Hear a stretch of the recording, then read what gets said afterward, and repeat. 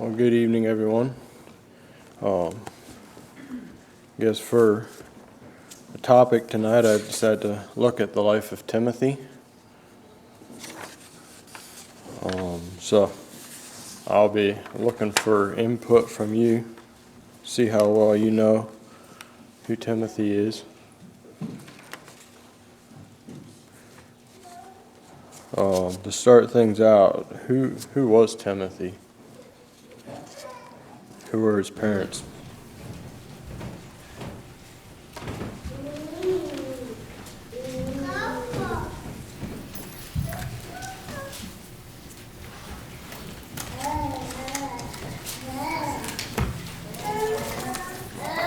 His mom's name, I think, was Eunice.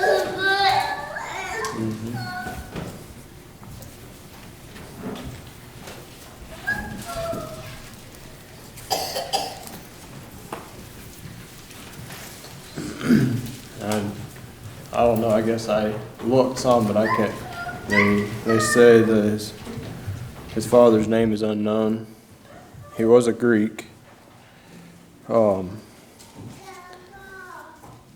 was a son of one of those. It was a mixed marriage. It was unlawful in the Jewish culture, and yet it was frequent in that time frame in history. So his mother was a Jew, and his father was a Greek. In his early life, he is described by the Apostle Paul, portrays a mother and grandmother full of tenderness and faith, piously instructing him in the Scriptures and training him to hope for the Messiah of Israel. Thus, though far removed from the larger colonies of Israelite families, he was brought up in a thoroughly Jewish atmosphere. However, he could hardly be called a Jewish boy, having never been admitted by circumcision within the pale of God's ancient covenant. So, we don't really read much of his childhood or his early or his young life, and I think the first that I found talking about Timothy is in Acts chapter 16. Here's one.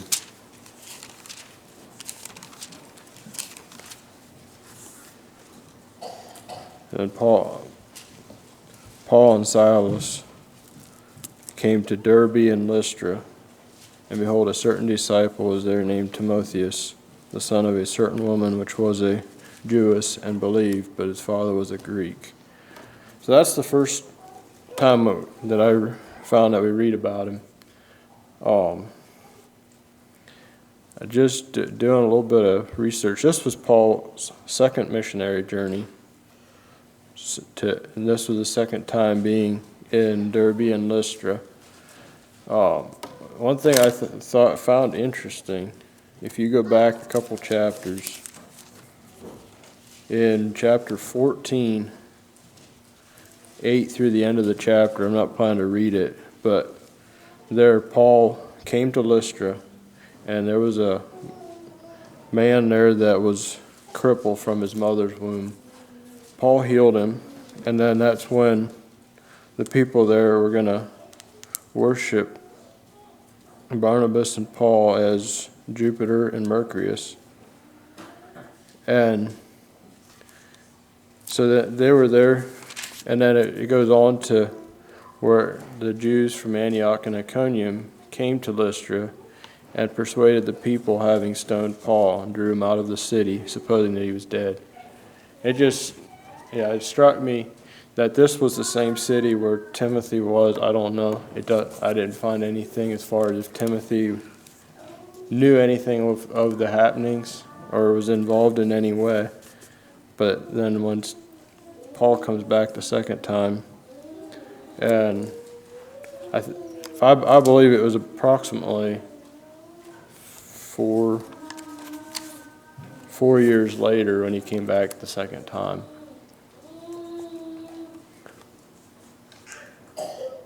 So what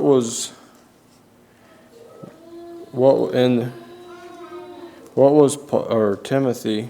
What was he like that Paul adopted him almost as a son? Um, yeah, what was the characteristics of Timothy that? Yeah, pretty much his first meeting there, that recorded meeting, he just adopted him and took him along on his journey then.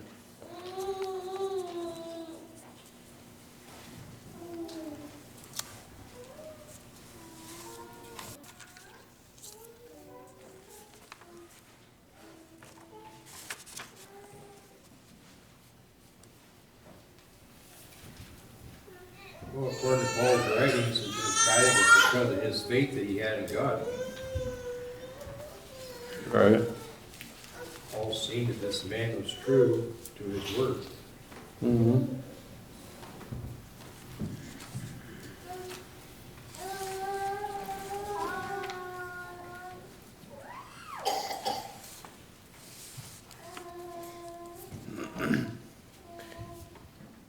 If I can, and one thing, why did Paul have Timothy circumcised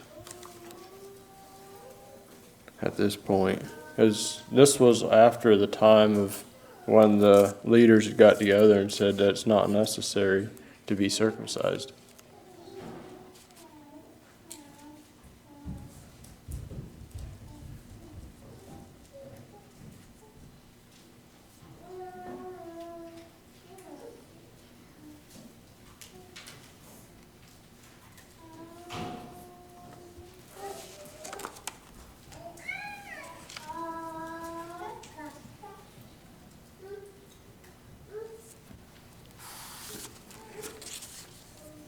Well, I think it was because of the places that he was taking Timothy with him. He didn't want to be an offense to the people he was ministering to. Mm-hmm.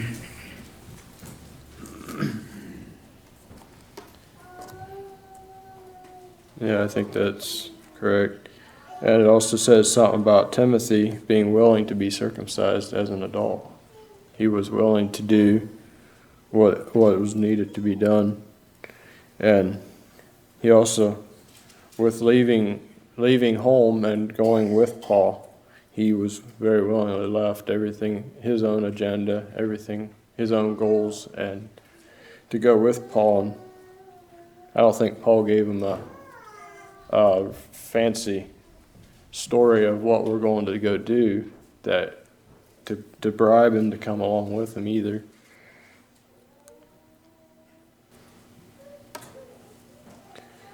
And it appears that with being with his mixed racial background, at the beginning of with Paul there, he struggled with being a naturally timid character and over-awareness of his youthfulness.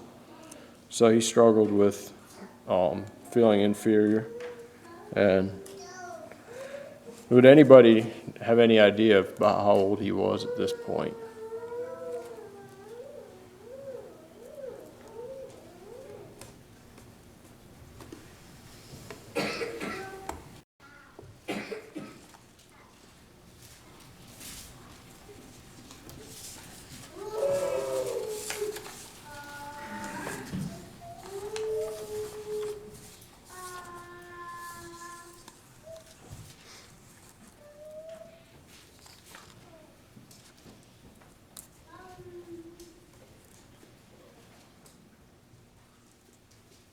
I believe he was, from what I found, I think he was 35 years old when Paul came back the second time, or when Acts 16 is recorded there. So he wasn't just young or really a youth anymore, but he was still fairly young. He still felt, which obviously if he only heard about Christ for a few years, he was committed, and yet he was not.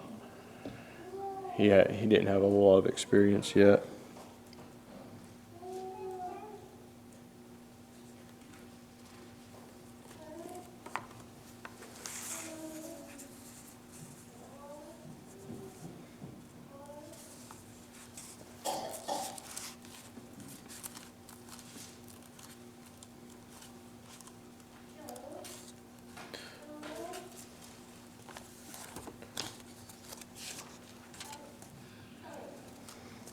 So I thought it interesting that Paul here is calling him his son. And so for curiosity, I looked up Paul's age. And I think Paul was 12 years older than Timothy.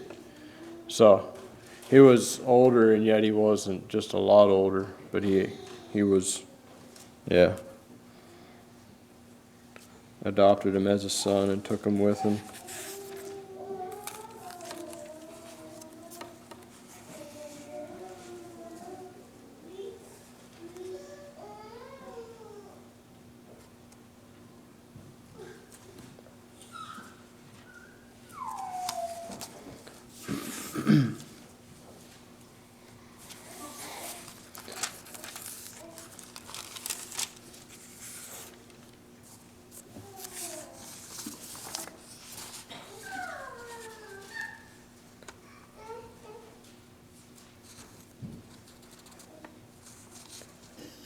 So here, after Timothy went with Paul, he was almost a constant companion. Several times Paul sent him on a journey to go investigate or to check, just to see how different churches were doing. He sent him to, I believe it was Corinth, and they were having some difficulties there, and Timothy brought the report back, and yet he wasn't able to help them fix all their problems there, and yet Paul didn't give up on him. He encouraged him, just took him with him, and then. So yeah, he was, even though he was looked down on as a young child or as a young person, he went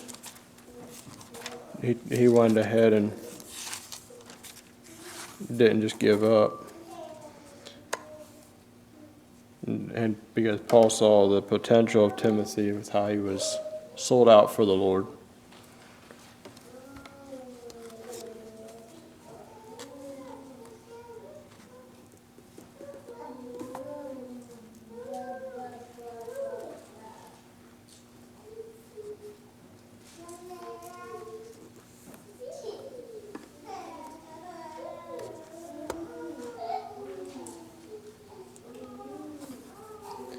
So then towards the end of Paul's life,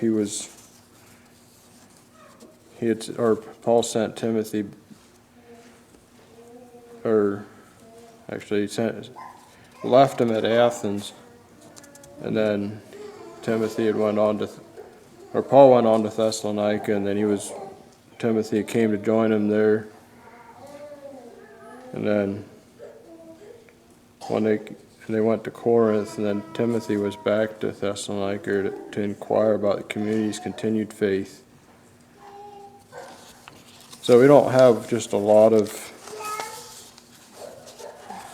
about Timothy besides what Paul wrote about him. It appears that he was with Paul when Paul wrote quite a few of his gospel or his epistles. Possibly a co-author.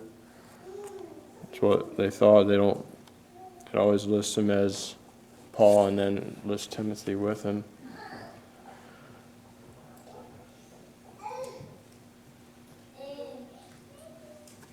And it is believed that Timothy also spent a decent amount of time in jail, possibly with Paul some of the time.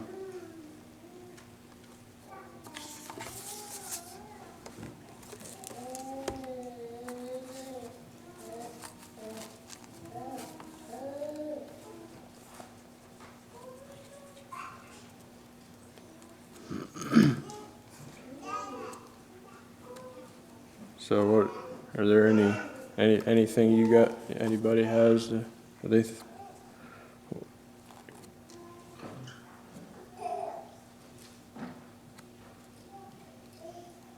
there a solution for people not to be ashamed of Jesus? was one of the things that Paul addressed in 2 Timothy.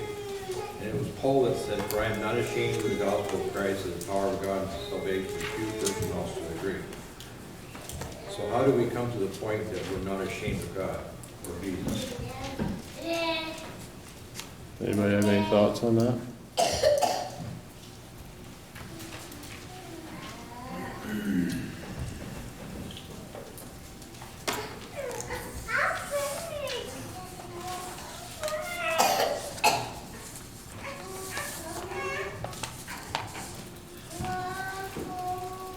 Well, Timothy didn't have as, I don't know what you could call it, as the level of experience like Paul did on the road to Damascus. But when Paul had that experience,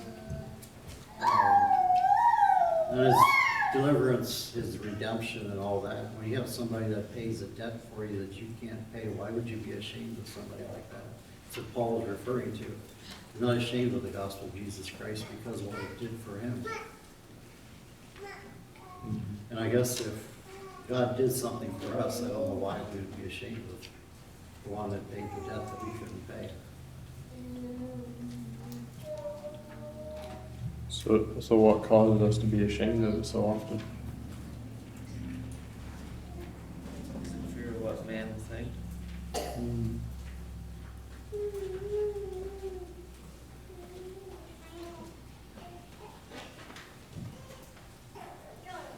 Insecurity in our own commitment would probably be the key. Not being confident in our own relationship with the Lord brings insecurity and causes us to be ashamed because we don't have confidence. All right. So how do you get it? By walking with the Lord and having a true commitment.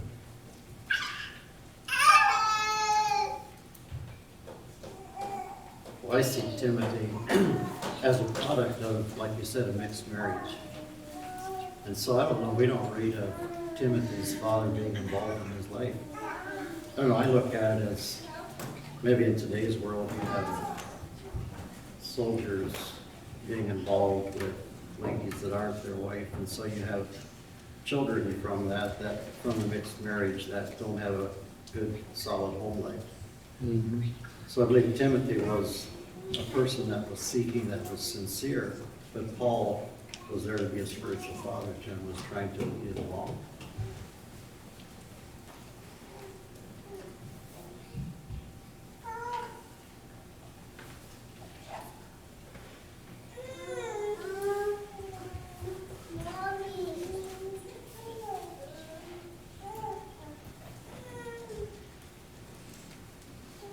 Yeah, I think that's a big part of it is we get too caught up with how people think of us. We get too focused on what's around us instead of what God actually has done for us.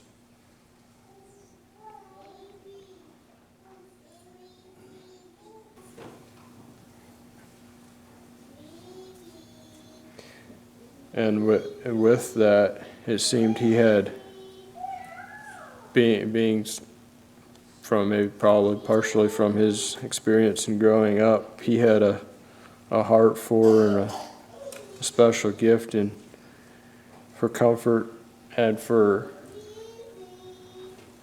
being close to or sympathizing with people that he met up with or came across.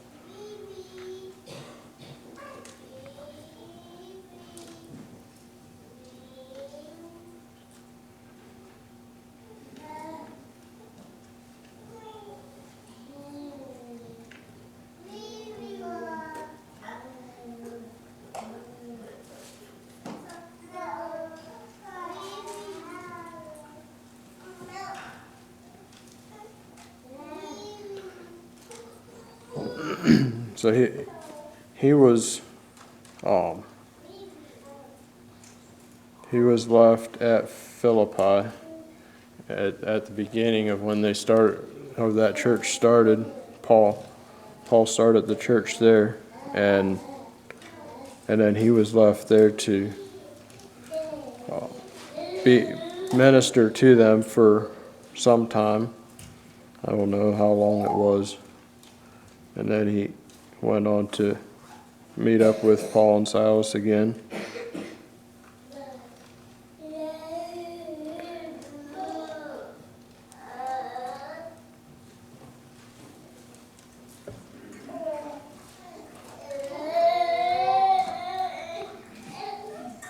And later then he was in Ephesus. He was actually considered the bishop of Ephesus. Was ordained to that position there.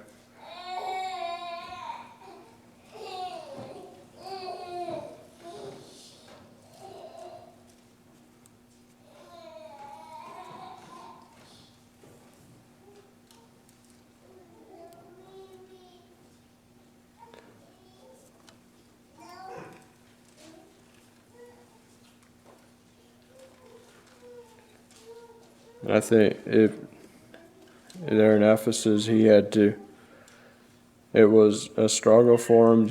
There were many that were older than him in the church there, so that also brought a reminder to him again, to lead out with somebody older in the midst. It was a struggle for him.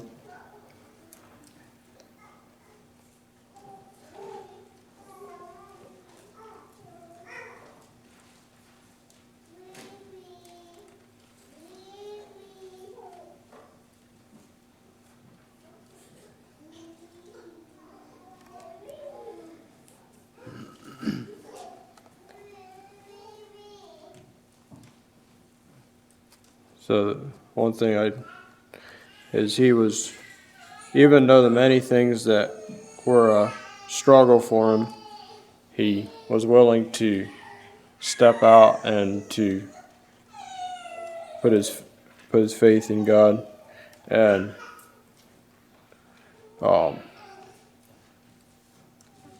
that is towards the end of his life, his boldness that he had compared to when he was young. And does anybody, it's not recorded in the Bible, does anybody know how he died?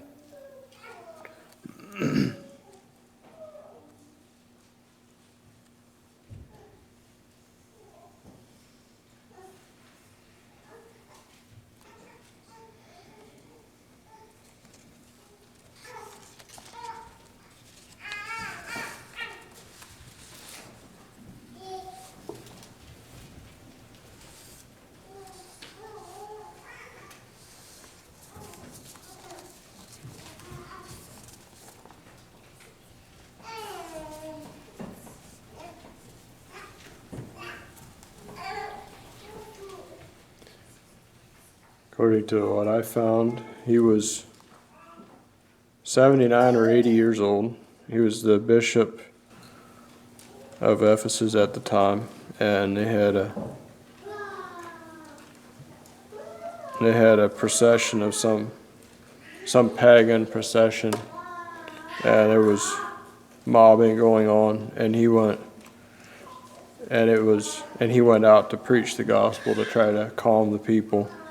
And the angry pagans beat him and dragged him through the streets and stoned him to death. So, with where he was early on, he was courageous, and he was willing to die for what he stood for. Just a little bit more with Timothy. I didn't really study that much into the two books of Timothy, of what Paul wrote to him, but it was pretty much what Paul's helping him to give him guidance to organize of the church, and his own leadership are helping him to fulfill his leadership responsibilities, and then just an encouragement for him. So, is there anything that anybody has? Turned out the way that he did.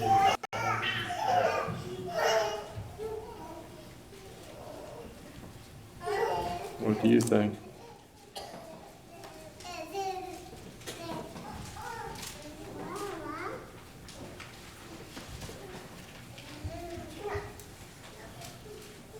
What I see here is that Paul, like you mentioned, adopted him and was a spiritual father.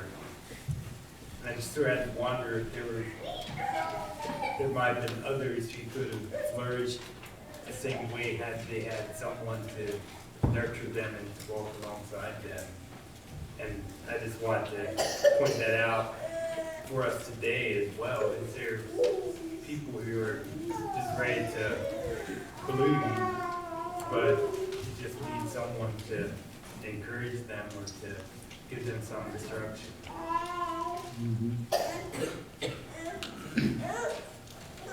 Yeah, how many times for us is it so much easier to do something when we have somebody to encourage us or give us, or at least a second opinion, and just, yeah, take a step that so many times when you're not quite sure, yeah, you just need an encouraging comment made even. Sometimes we need to be the one to do the encouraging too, so. Is there anything anybody else has? I think it's okay to be a Timothy, even though you can't be the Apostle Paul.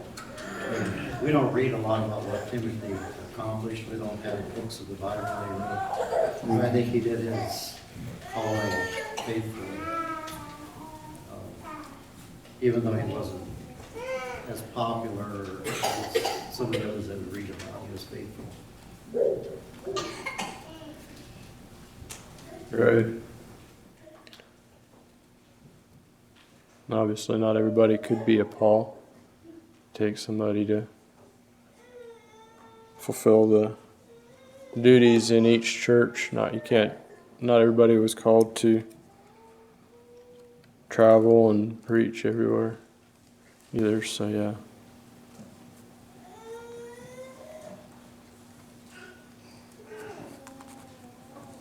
Anything else? If not, that's all I have. Thanks for each one for sharing.